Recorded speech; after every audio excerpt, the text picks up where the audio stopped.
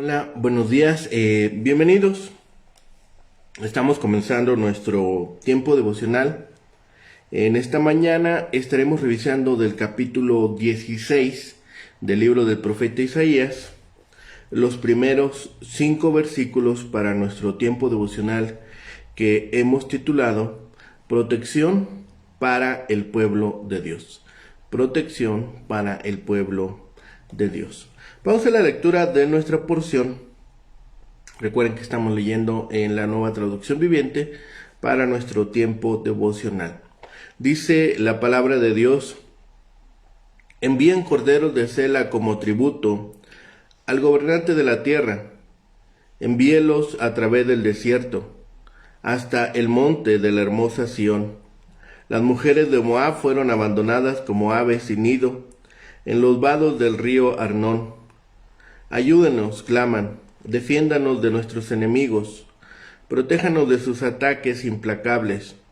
No nos traicionen ahora que hemos escapado. Permitan que nuestros refugiados se queden entre ustedes.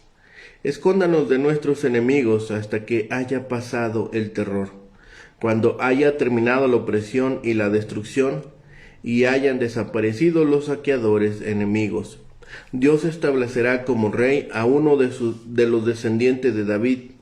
Él reinará con misericordia y verdad. Hará siempre lo que es justo y estará deseoso de hacer lo correcto. La protección para el pueblo de Dios. Hay una súplica de los refugiados moabitas. Desde Edom, los moabitas enviaron una comitiva a Jerusalén solicitando la ayuda de sus enemigos, los israelitas. Los corderos, el tributo, se enviaba al Señor de la tierra, rey de Judá. En medio del versículo 4 pasamos de lo histórico a lo escatológico, es decir, lo que ha de venir, lo que ha de suceder. El rey a quien solicitaban ayuda era del linaje de David y reinaría con justicia. Este es el rey en quien encuentran refugio los que le buscan. Dios dice a los pecadores lo que pueden hacer para evitar la destrucción. Así lo hace con Moab. Envíen ellos el tributo que antes se comprometieron a pagar a Judá. Tómenlo como buen consejo. Rompe con tus pecados por la justicia. Puede prolongar tu tranquilidad. Esto puede aplicarse al gran deber del Evangelio de someterse a Cristo. Enviadle el Cordero, lo mejor que tengáis, vosotros mismos como sacrificio mismo. Cuando vamos a Dios, el gran Rey, vayamos en nombre del Cordero, el Cordero de Dios. Los que no se someten a Cristo serán como ave que se alejó de su nido y será atrapada por la próxima ave de presa. Los que no se rinden al temor de Dios tendrán que rendirse al temor de todo lo demás. Les aconseja que sean buenos con la simiente de Israel. Los que tienen la expectativa de hallar favor cuando tengan problemas deben mostrar su favor a los que tienen problemas. Lo que aquí se dice respecto al trono de Ezequías también corresponde en un sentido mucho más elevado al reino de Jesucristo, aunque por la sujeción a él podemos no disfrutar de riquezas y honores mundanos, sino ser expuestos a la pobreza y el desprecio, tendremos paz de conciencia y vida eterna.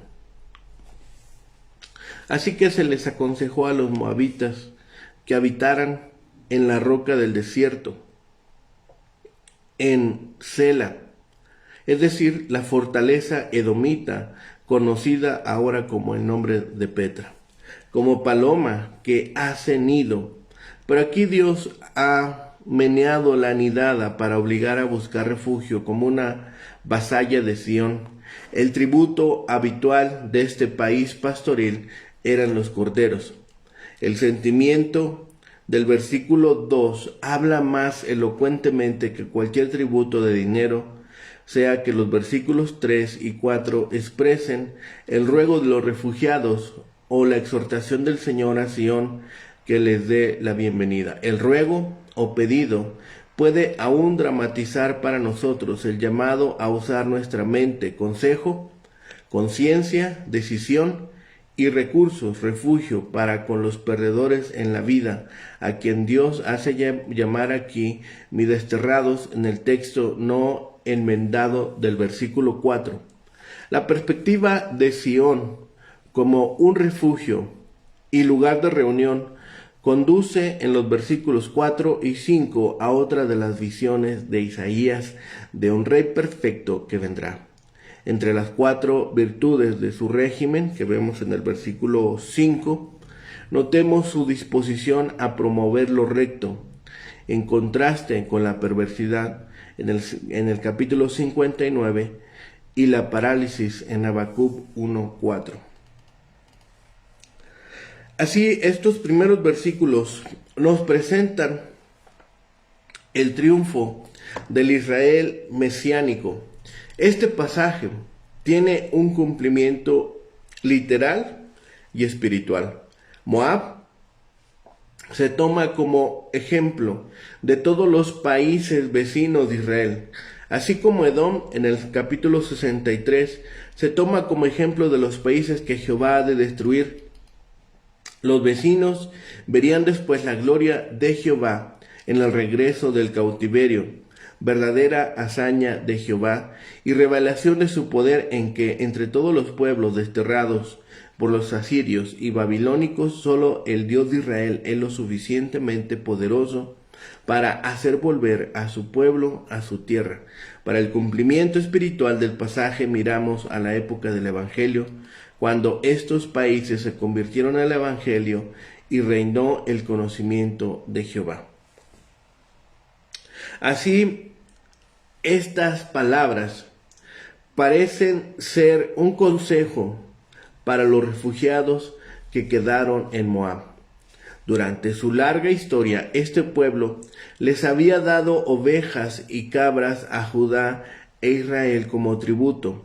Enviar corderos a la hija de Sión significa someterse una vez más y depender de Judá. ¿Por qué habría de ser esto un beneficio para los moabitas después de tan terrible juicio?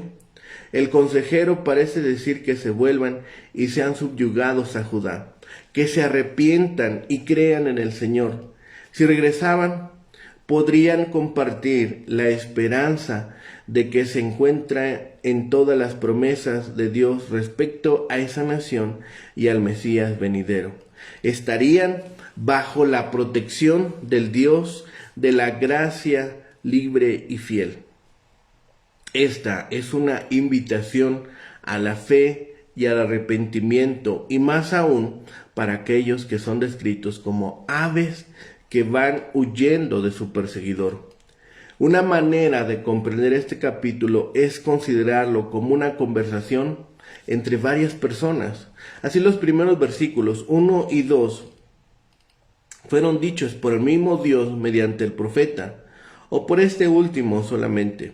Una vez que Isaías aconsejó que se volvieran al Dios de Judá y que dependieran de él, los moabitas respondieron. Las palabras de esta sección son las que ellos pronunciaron en su fuga y van dirigidas al profeta o al pueblo de Judá. Los moabitas piden consejo, anhelando un alivio que se describe como una sombra. La imagen resulta vívida. Cuando el ardiente sol agobia a hombres y animales, la sombra es de gran alivio. Si solo a mediodía esta sombra fuese tan refrescante como la noche misma, todo estaría bien.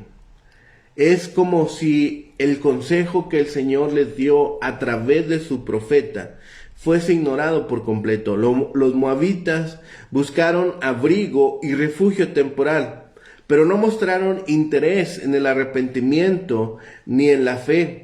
Con el tiempo el opresor desaparecería y quizá entonces ellos podrían regresar a sus tierras y reasumir su vida. No parecía que desearan ayuda y salvación permanentes, solo el alivio temporal de sus dificultades. El consejo que les fue dado en el primer versículo por Isaías acerca de refugiarse en Judá y poner sus esperanzas en las promesas del Señor parecía ser demasiado para Moab. Este consejo implicaba una conversión espiritual que Moab rechazó. El quinto versículo que hemos leído hoy proviene de nuevo de la boca del profeta, que respondió a la solicitud de consejo que hicieron los moabitas y clarifica las implicaciones del primer versículo. Isaías les da su testimonio a los refugiados. Sus palabras constituyen una hermosa confesión de fe en los ofrecimientos de Dios. El versículo es como una roca segura en medio del embravecido mar del juicio justo de Dios. El profeta y todos los creyentes están seguros en sus palabras e invitan a otros para que alcancen igual refugio y esperanza. Aparte de esta roca, no hay más que caos y castigo. Este pequeño versículo combina 5 ideas muy importantes que son de especial interés para los creyentes. Estos pensamientos ofrecen en sí una rica promesa de esperanza y amor a todos los que son asediados por los problemas de la vida y amenazados por el castigo divino sobre el pecado. Primero está su misericordia. Dios prometió misericordia y benignidad hacia su pueblo, comprometiéndose mediante un pacto o convenio con ellos. Este es un trato del amor de Dios hacia su pueblo. Aunque el amor del pueblo hacia su Dios se puede enfriar, el juramento del Señor perdura y siempre es el mismo. Segundo, fidelidad. Dios es confiable e inalterable. Cuando Él promete, es absolutamente fiel a lo prometido. Su ofrecimiento es verdadero, porque Jehová Dios es verdadero. Fuera de Él no hay verdad. En el tumulto de la historia humana, el pueblo de Dios se ha aferrado con fe a sus promesas y se ha mantenido firme, incluso cuando todos a su alrededor se agitan ante la incertidumbre. 3. La dinastía de David. Dios había prometido que el Mesías sería hijo de David. Allí donde la versión bíblica que se emplea originalmente en estos comentarios tiene la expresión dinastía de David, los textos hebreos originales emplean del tabernáculo de David. Dios se había ligado a él mucho antes de que este rey tuviera palacio o gloria. Recordemos que Dios lo escogió cuando David no era más que un simple pastor en Judá. Cuarto, juicio y justicia. Estas palabras identifican la actividad del Mesías, quien llevaría a cabo todas las funciones de su reino. Para nosotros, juicio y justicia implican solo una rama gubernamental. Para los judíos, estos términos representaban todas las funciones del gobierno, el judicial, el legislativo y el ejecutivo. Este líder, el Mesías, gobernaría cada aspecto de su reino. Número 5. Rectitud. La voluntad divina determina lo que es correcto y recto, es decir, lo que es justo. Dios es la norma absoluta. Jamás ningún ser humano puede ser justo de acuerdo a los mandamientos de Dios por sus esfuerzos de pensamiento, palabra u obra, o por un registro acumulativo de todas estas cosas. Dios es el único justo. Sin embargo, en virtud de la obra de aquel que vino de la casa de David, Él declara a todos los humanos moralmente justos y rectos. Nuestro propio Padre Celestial preparó la justificación para los pecadores. Él es quien justifica. Fue así que el Señor, a través de su profeta, le aconsejó a Moab que se aferrara a sus maravillosos ofrecimientos de salvación. Estas promesas, que iban más allá del simple alivio de la opresión del momento, tenían como meta la liberación aún mayor del pecado. de la muerte que solo aquel que se iba a sentar en el trono de David podría ofrecer. Nosotros sabemos quién es Cristo. Así que la gran ilustración que nos presenta este pasaje que hemos leído esta mañana es la protección para Israel. En medio de la devastación que sobrevendría a Moab, la protección se encontraba en Israel.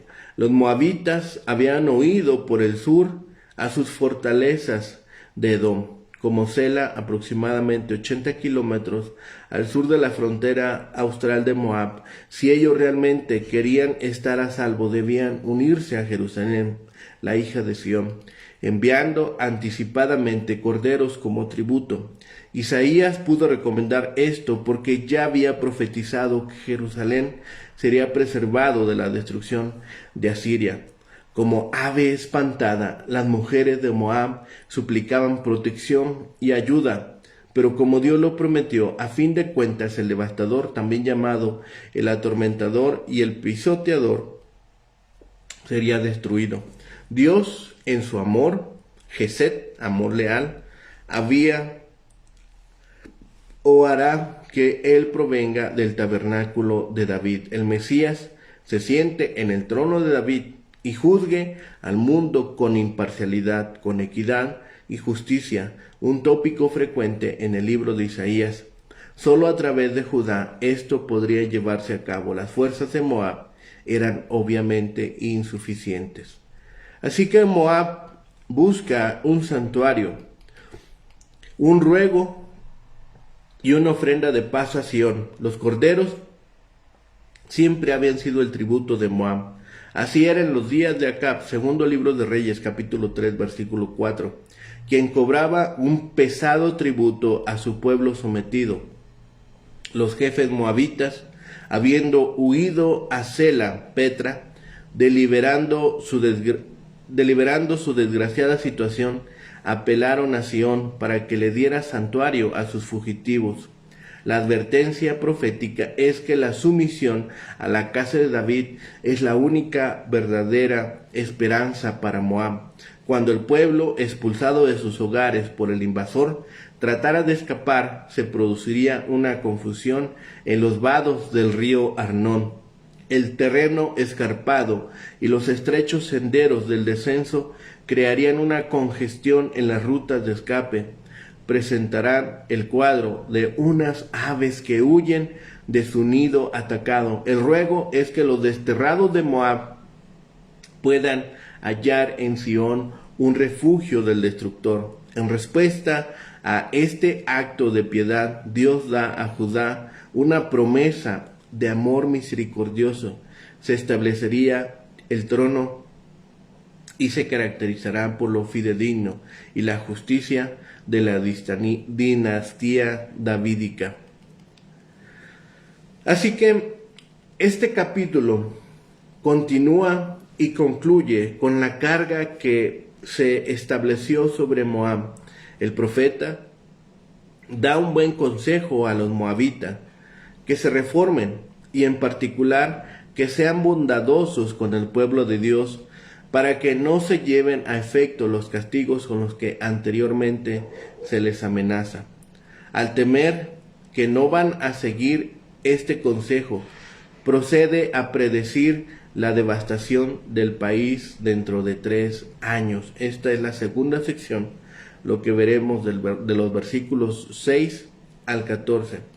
Pero estos versículos, en los primeros 5 versículos, Dios ha puesto siempre en claro que no se deleita en la ruina de los pecadores y les dice que lo que tienen que hacer para impedir tal ruina. Así lo dice y así lo hace con Moab. Les aconseja que sean buenos con la casa de David y paguen el tributo que antaño se comprometieron a pagar. Enviad corderos al gobernador de la tierra. Al llegar a Edom, que estaba bajo la influencia política de Judá, piden asilo a Jerusalén y llama al rey de Judá gobernador de la tierra, es decir, de Edom, porque el rey de Judá era también el gobernador virtual de Edom. Es de recordar que David había hecho tributarios suyos a los moabitas desde el segundo libro de Samuel, capítulo 8, versículo después. Después pagaron el tributo a los reyes de Israel y lo pagaban en corderos o en lana. Ahora Isaías les aconseja que paguen ese tributo a Ezequías desde Sela, que significa roca, que está en dirección al desierto hasta el monte de la hija de Sión, la ciudad de David. Es un consejo parecido al que Daniel dio al rey Nabucodonosor en Daniel 4:27, cuando le leía la sentencia. Esto es aplicable al gran deber que todos tienen de someterse por fe a Cristo, el gran gobernador de toda la tierra. Cuando nos llegamos al gran rey, nuestro Dios, hemos de llegarnos en el nombre del Cordero de Dios. Las hijas de Moab, es decir, los habitantes de las ciudades provinciales de Moab, en su huida del país tratarán de hallar refugio en los vados de Arnón, como hemos hablado, río que constituía la frontera, y escapar como nidada dispersa, como aves a medio pelo que son espantadas. Se pide a los israelitas que se porten amablemente con los refugiados de Moab. La frase del versículo 3 y siguientes da un consejo, facilita una decisión. La pronuncian pues los moabitas, mejor dicho su país personificado. La situación en que se hallaban al huir de los asirios era crítica. En su huida necesitaban refugio y protección. Esto es lo que simboliza en los versículos 3 y 4 como sombra y escondedero. Y eso es lo que Moab pide a Israel. Moren contigo mis fugitivos, el devastador, atormentador y pisoteador es el asirio. No entregues, le dice Israel, a los que andan errantes, en contraste con lo que hicieron los edomitas. Esta petición de misericordia para los fugitivos de Moab conduce a Isaías a profetizar un trono establecido sobre la misericordia y sobre el trono asentado firmemente uno de la dinastía de David, que juzgue y busque justicia, que juzgue con justicia y defienda los derechos y esté presto a obrar con rectitud. En un primer plano, esto se cumplía en Ezequías, rey piadoso, justo y lleno de compasión, pero las frases apuntan al Mesías en su reino milenario. El pensamiento se proyecta en el futuro y anuncian al rey mesiánico en cuyo reinado florecerán la justicia y la rectitud. Salmo 89. El profeta vislumbra finalmente que los moabitas, a pesar de su larga historia de arrogancia y de hostilidad contra Judá e Israel, acudirían a buscar refugio en Judá, enviando allá, como en el pasado, un tributo de sumisión. La profecía presenta a los moabitas solicitando desesperadamente a los gobernantes en Jerusalén: esconde a los desterrados, no entregues a los que andan errantes, sé para ellos refugio a causa del destructor. Pero en los círculos gobernantes de Judá no se creerían los mensajeros de Moab, ni se expresaría ninguna simpatía por su destino. Se puede dividir este capítulo en tres partes: la esperanza de Moab, estos primeros 5 versículos, el orgullo de Moab, de los versículos 6 al 12, y la derrota de Moab, versículos 13 y 14. Así que vemos que finalmente Moab se resiste. Si bien el cordero del tributo se había dejado de pagar, a menudo se pagaba el tributo en corderos a la nación gobernante. Una vez el rey moabita pagó 100,000 corderos como tributo a un rey israelita. Segundo libro de Reyes, capítulo 3 y 4. Sela, capital de los edomitas al sur del Mar Muerto, la hija de Seón, expresión común para Jerusalén y sus habitantes, nos habla de cómo Dios consideraba a estas dos ciudades.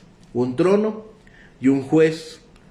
Aparecen aquí en esta sección. El amparo de los refugiados en Judá tiene ahora una aplicación mesiánica.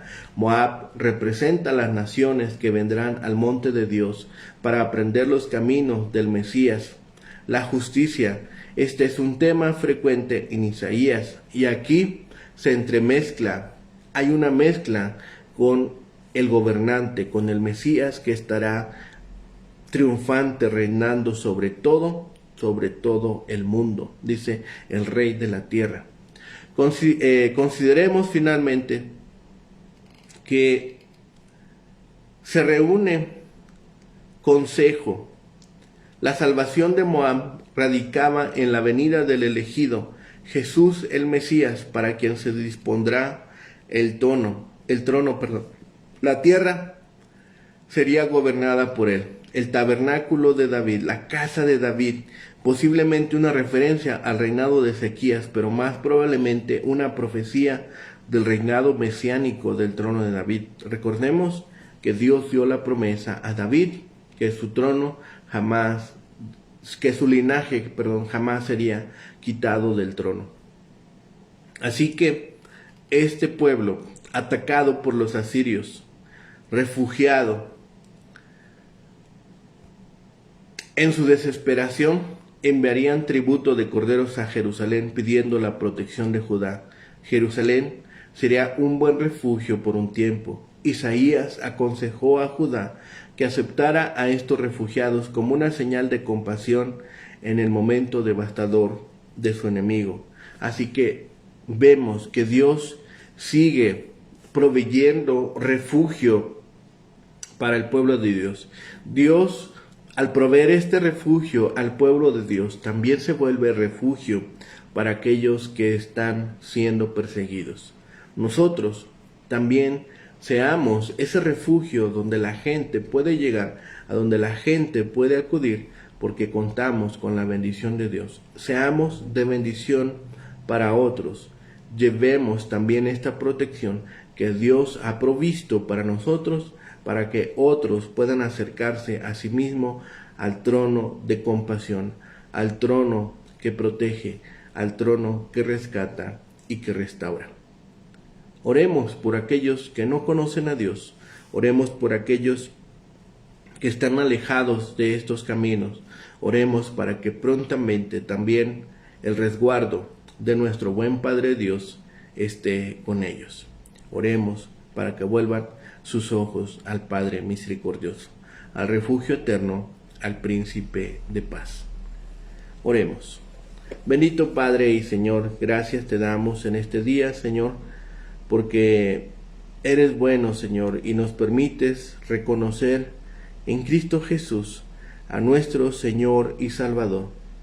Permite, Padre, que en este tiempo de tribulación, de dolor, Señor, muchos regresen sus ojos hacia ti, Señor, y reconozcan en ti a quien rescata, a quien protege y a quien salva. Gracias, Padre, por todo tu amor. Gracias, Padre, por tu misericordia, pero sobre todo, Señor, porque nos permites también dar a otros, Señor, de lo que hemos recibido de tu mano. Permite, Padre, que más personas puedan ver por medio del refugio, del consuelo y de la paz que das a nosotros, también la oportunidad de acercarse a ti y tener esa misma paz, esa misma tranquilidad, el mismo gozo que nos permite, Señor, al saber que somos salvos y hemos sido rescatados por la sangre de nuestro Señor Jesucristo. Padre bendito, gracias de todas estas bendiciones. Todo lo ponemos en tus manos, lo rogamos y pedimos en el bendito nombre de Cristo, Señor y Salvador nuestro. Amén. Que tengan un excelente día. Que el Señor les bendiga.